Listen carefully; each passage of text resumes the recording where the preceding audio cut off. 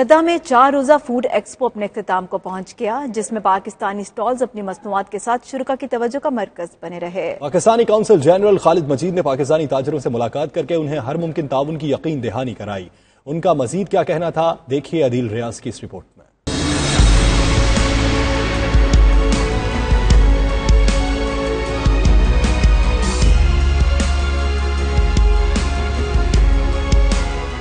जद्दा में 4 रोज से जारी बैन अल-अक़वामी फूड एक्सपो इख्तिताम पजीर हो गई। नुमाइश में 15 पाकिस्तानी कंपनियों ने हिस्सा लिया और पाकिस्तानी मसनूआत को बेहतरीन अंदाज में पेश किया। पाकिस्तानी चावल ने खूब पजीराई हासिल की। पाकिस्तानी चावल की आला क्वालिटी और बेहतरीन म्यार पेश करने पर पाकिस्तानी ताजर को फूड एक्सपो इंतजामिया की जानब से गोल्ड मेडल और एजाजी सर्टिफिकेट से भी नवाजा गया।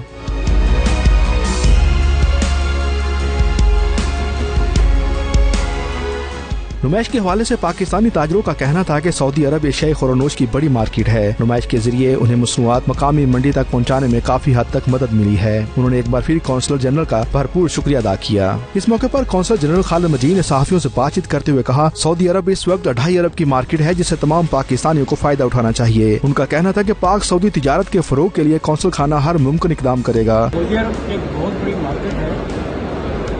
अलोन फूड प्रोडक्ट्स में ये तकरीबन $2.25 बिलियन की मार्केट है, जिसमें पाकिस्तान का टोटल शेयर जो अराउंड 400 मिलियन है। तो हमारी उम्मीद है कि इस किस्म के इवेंट्स में पार्टिसिपेशन से हमारे जो एक्सपोर्टर्स हैं, जो हमारे ताजर हजरात हैं, जो इस सऊदी मार्केट में आना चाहते हैं, उनकी बड़ा अच्छा ओकेजन है। फूड एक्सपो में पाकिस्तानी फूड आइटम्स अपने म्यार और पैकिंग के बायस सऊदी शहरियों की तवज्जो का खास मरकज बनी रही। अदील रियाज, 92 न्यूज़, जद्दा, सऊदी अरब।